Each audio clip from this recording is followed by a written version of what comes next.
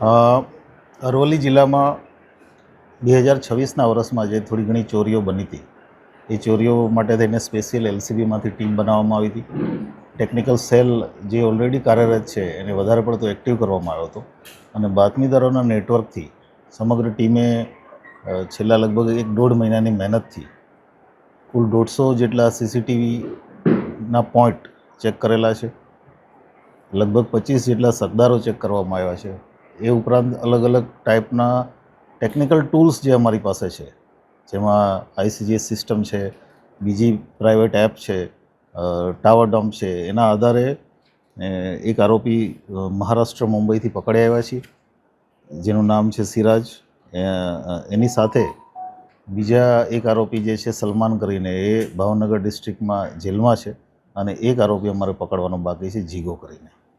આ ત્રણેય જણા ભેગા થઈ અને ટોટલ 8 ચોરીઓ ચાલુ વર્ષમાં અલગ અલગ જિલ્લાઓમાં, જેમાં 3 ચોરી અરવલ્લી જિલ્લાની અને બાકીની અમદાવાદ રૂરલ, ભાવનગર અને મહીસાગર જિલ્લાની ચોરીઓ કબૂલ કરે છે. એક વ્હીકલ, એક બાઇક અને એ સિવાય રોકડા રૂપિયા એમ કરીને 2 લાખ જેટલો મુદ્દામાલ અમે કબજે કર્યો છે. આ જે આરોપીઓ છે એમાં મેઇન આરોપી જીગો કરીને છે, જે હજી અમારે પકડવાનો બાકી છે. એની સામે ટોટલ 49 ગુના સમગ્ર ગુજરાતમાં અલગ અલગ જિલ્લાઓમાં દાખલ થયા છે. રીઢો ઘરફોડ્યો છે. અને બાકીના જે બંને આરોપીઓ છે એ ગુજરાતની બહારના આરોપીઓ છે.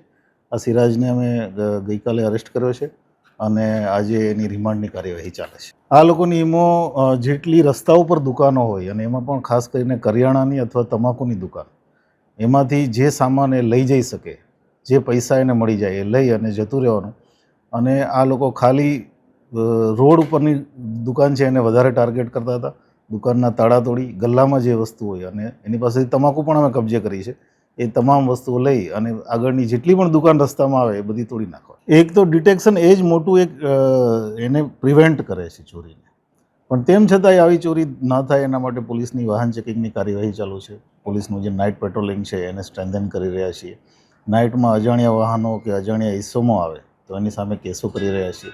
પણ હું જે આપને કહી રહ્યો છું એ જ કે એમાં જેમ ડિટેક્શન વધશે એમ ચોરીઓ વધારે